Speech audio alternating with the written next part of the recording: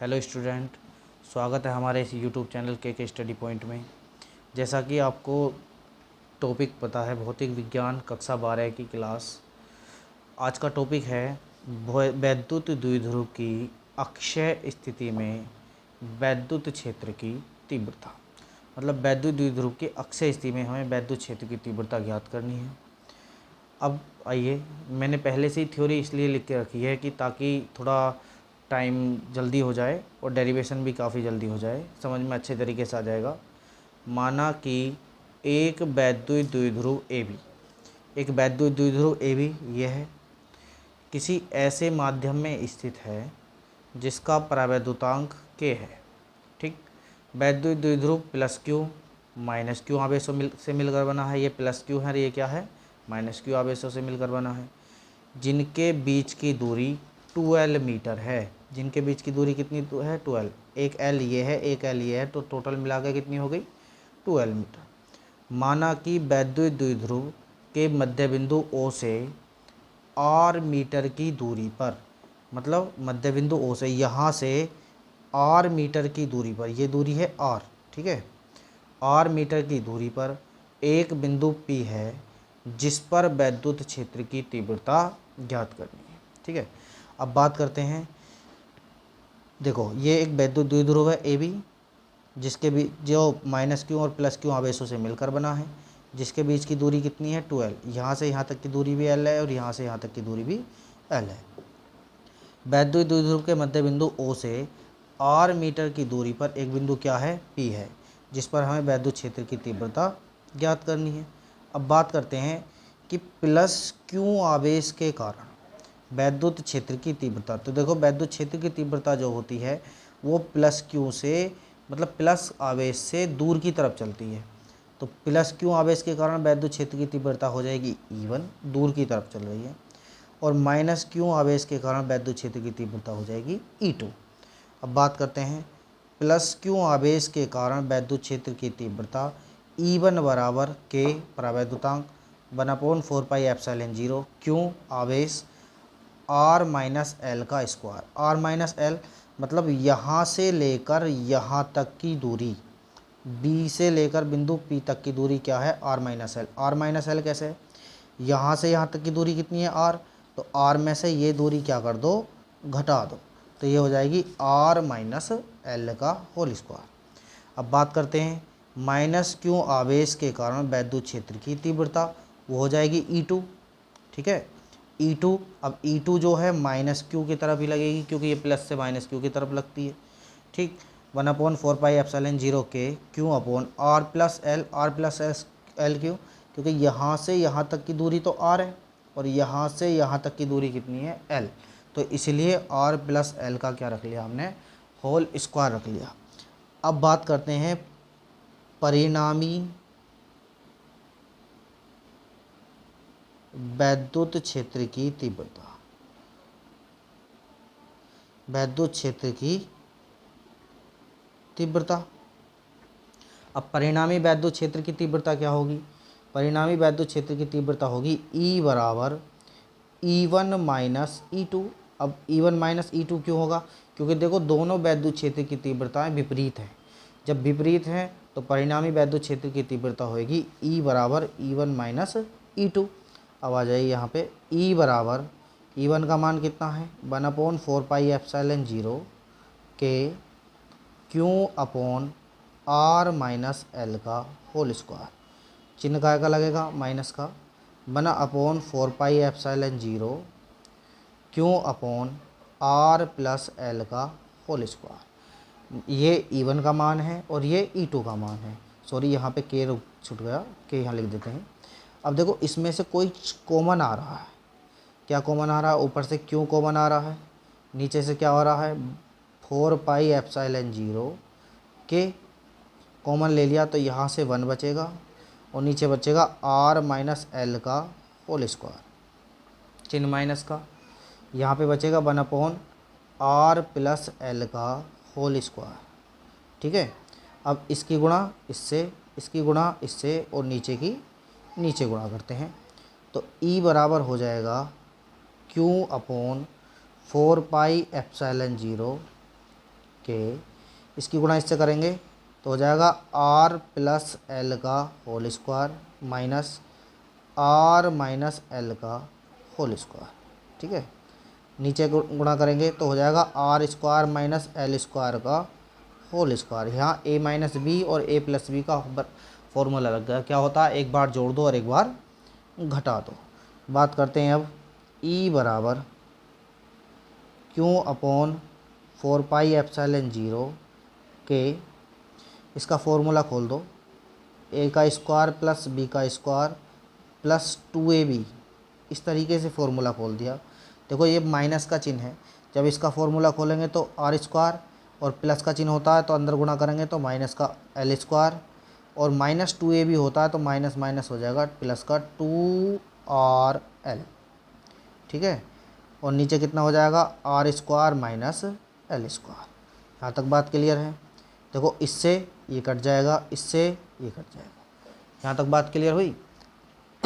बात करते हैं ई बराबर क्यू अपॉन 4πε0 के, ए 2rl और 2rl मिलकर कितने हो गए 4rl अपॉन में कितना R square minus L square और इसका भी क्या है होल स्क्वायर।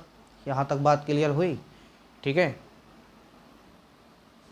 देखिए अब बचा ई बराबर 1/4πε0 के Q upon R square minus L square और इधर से बचा 4rl। ठीक है, आगे चलते हैं। ई बराबर 1/4πε0 के, इसे क्या करें दो दो करके तोड़ लो, 2 Q R L upon R square minus L square का होल वर्ग। अब हम जानते हैं P बराबर फॉर्मूला होता है 2QL। ये होता है वैद्युत द्विध्रुव का आघूर्ण, ये होता है वैद्युत द्विध्रुव का आघूर्ण। ठीक है, P बराबर होता है फॉर्मूला 2QL। बात करते हैं अब E बराबर 1/4πε0 के। ठीक है, यहाँ से 2QL की जगह हमने P रख दिया तो यहाँ पे 2P बचा और क्या बचा R, नीचे बचा R square minus L square का होल वर्ग। अब हमने मान लिया कि R जो है वो L की तुलना में बहुत बड़ा है। ठीक है, और आर स्क्वायर क्या हो जाएगा L की तुलना में बहुत ज़्यादा बड़ा हो जाएगा। जब हो जाएगा तो L बराबर हम रख लेंगे नगण्य। क्या मान लेंगे नगण्य मान लिया, नगण्य मतलब ना के करीब मान लिया। ठीक है, जब मान लेंगे तो E बराबर हो जाएगा 1/4πε0 के 2PR और ये हो जाएगा आर स्क्वायर, इसका भी क्या होल स्क्वायर। ठीक है, तो E बराबर 1/4πε0 के हो जाएगा 2PR, R की पावर 4, एक पावर से एक पावर कैंसिल, तो E बराबर हो जाएगा 1/4πε0 2P, सॉरी K भी है, और R की पावर 3। अब K बराबर हम 1 रख लेंगे वायु या निर्वात के लिए। वायु या निर्वात के लिए हमने K बराबर क्या रख लिया 1। तो E बराबर फॉर्मूला हो जाएगा 1/4πε0 2P अपॉन R की पावर 3। ये वैद्युत द्विध्रुव की अक्षय स्थिति की वैद्युत क्षेत्र की तीव्रता होती है। इसका मात्रक होता है न्यूटन प्रति कूलाम। नोट कर लीजिए एक बार इसे। आइए अब स्टार्ट करते हैं नेक्स्ट टॉपिक। नेक्स्ट टॉपिक है एक समान बाह्य वैद्युत क्षेत्र में रखे वैद्युत द्विध्रुव पर लगने वाला बलयुग्म आघूर्ण। बलयुग्म आघूर्ण, ठीक है। देखो बात करते हैं बलयुग्म आघूर्ण होता क्या है। ठीक, देखो यदि हम किसी वैद्युत द्विध्रुव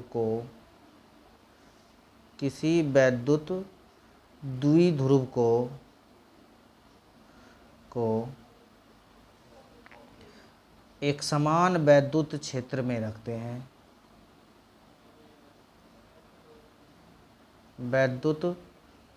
एक समान वैद्युत क्षेत्र में रखते हैं, वैद्युत क्षेत्र में रखते हैं तब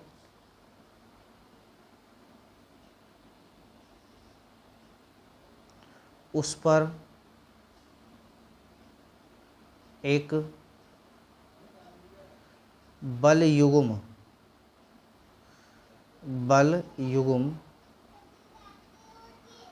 कार्य करने लगता है,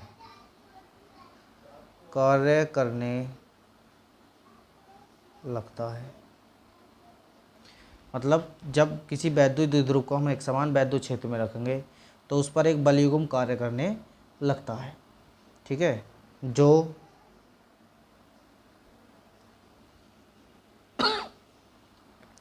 उसे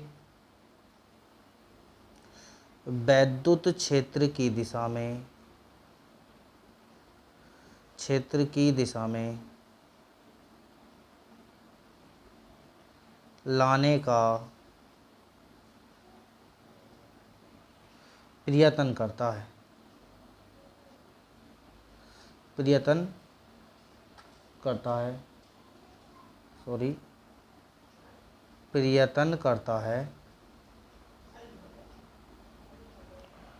करता है, इसलिए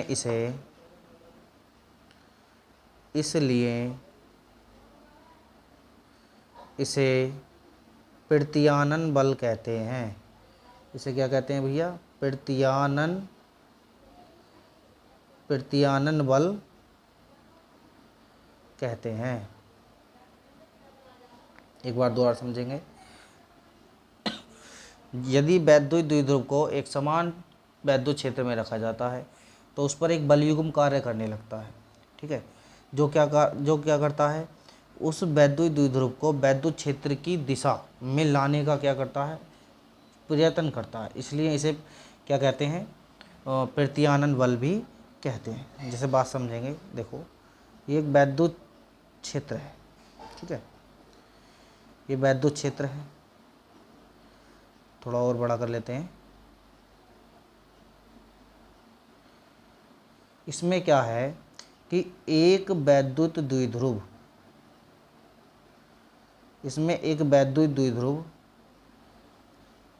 ये एक रखा है, ठीक है, इस पर माइनस क्यू आवेश है और इस पर प्लस क्यू आवेश है, तो इस पर बल जो लगेगा वो इधर को लगेगा और इस पर बल लगेगा इधर। ये वैद्युत क्षेत्र ई वेक्टर है, ठीक है। अब देखो, जब कोई भी वैद्युत द्विध्रुव वैद्युत क्षेत्र में रखा जाता है तो ये किसी भी कोण पर रखा जाए तो उस पर दो बल लगेंगे, एक बल प्लस की तरफ को और एक बल माइनस की तरफ को। इसका मतलब दोनों बल क्या करेंगे, उसे खींचकर वैद्युत क्षेत्र की दिशा में लाने का प्रयत्न करेंगे, इसलिए उसे क्या कहते हैं, प्रत्यानन बल कहते हैं, ठीक है। अब माना एक वैद्युत द्विध्रुव वैद्युत क्षेत्र की दिशा से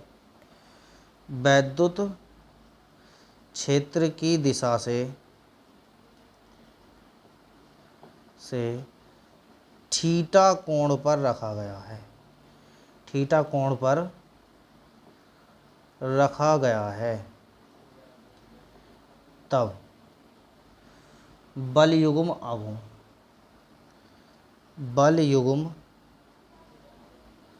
आघूर्ण, ठीक है। देखो ये एक वैद्युत द्विध्रुव है ए बी, ये ए है और ये बी है, इसके बीच की दूरी यहाँ से यहाँ तक कितनी होती है, 2L। वैद्युत द्विध्रुव के बीच की दूरी 2L होती है। अब ये वैद्युत क्षेत्र से थीटा कोण पर रखा गया, अभी कितने कोण पर रखा गया है, थीटा कोण पर। ये इसकी लंबवत दूरी होगी, इसे हो जाएगी 2L साइन थीटा। क्या हो जाएगी, 2L साइन थीटा, ठीक। साइन का फॉर्मूला लगा के हमने ये लंबटे कण करके हमने ये दूरी निकाल ली, तो ये हो जाएगी 2L साइन थीटा। अब बल जो लगेगा, जो बल युग्म आघूर्ण है, मतलब दोनों का जो परिणामी बल है, ऐसे कह सकते हैं परिणामी बल, वो क्या लगेगा, वो होगा टो बराबर, देखो बल युग्म आघूर्ण को टो से प्रदर्शित करते हैं, टो बराबर एक बल गुणा दोनों बलों के बीच की बलों के बीच की लंबवत दूरी, ठीक है। दोनों बलों के बीच की क्या लेनी है भैया, लंबवत दूरी, ये वाली बीच की दूरी, ठीक है। तो टो ऐसा का ऐसे ही, बल कितना है F गुणा जो बीच की दूरी है वो है कितनी 2L साइन थीटा, ये वाली दूरी, ये दूरी है 2L साइन थीटा, ठीक है। अब एक फॉर्मूला होता है E बराबर F/Q। अगर मैं यहाँ से F का मान निकालूँ तो E की मल्टीप्लाई इधर करनी पड़ेगी, मतलब Q की मल्टीप्लाई करनी इधर पड़ेगी, तो Q गुणा E बराबर हो जाएगा F। यहाँ तक बात क्लियर है। तो टो बराबर इसकी जगह रख दो EQ गुणा 2L साइन थीटा। तो देखो E तो ऐसा कैसे ही, ये 2QL, अब 2QL बराबर होता है P, इसे कहते हैं वैद्युत द्विध्रुव का आघूर्ण। तो इसकी जगह हमने क्या रख दिया P, और ये हो जाएगा साइन थीटा, या टो बराबर हो जाएगा PE साइन थीटा। बात क्लियर है, ठीक। इसका मात्रक होता है न्यूटन मीटर, इसका मात्रक क्या होता है न्यूटन मीटर। अब सिचुएशन नंबर 1, कंडीशन नंबर 1 बात करते हैं। कंडीशन नंबर 1, यदि वैद्युत द्विध्रुव, यदि वैद्युत द्विध्रुव वैद्युत क्षेत्र के समांतर है, क्या है समांतर है। जब समांतर है तो थीटा बनेगा 0 डिग्री, कितने डिग्री बनेगा 0 डिग्री।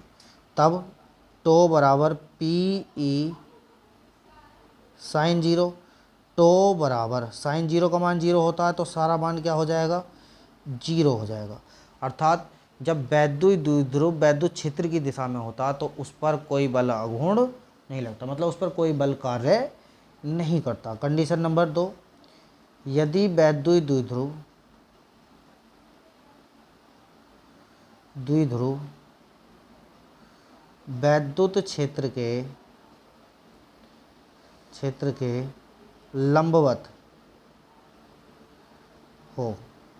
लंबवत हो तो थीटा कितने डिग्री का बनेगा भाई 90 डिग्री का।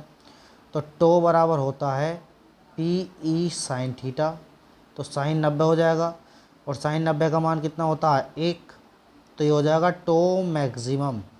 मैक्सिमम का मतलब होता है अधिकतम, तो टो बराबर हो जाएगा PE। अर्थात जब वैद्युत द्विध्रुव वैद्युत क्षेत्र की लंबवत दिशा में होता है तो सबसे ज़्यादा बल कार्य करता है। बात क्लियर है, नोट कर लीजिए। आज के लिए इतना ही काफ़ी है, ठीक है। मिलते हैं अपनी नेक्स्ट वीडियो में, धन्यवाद।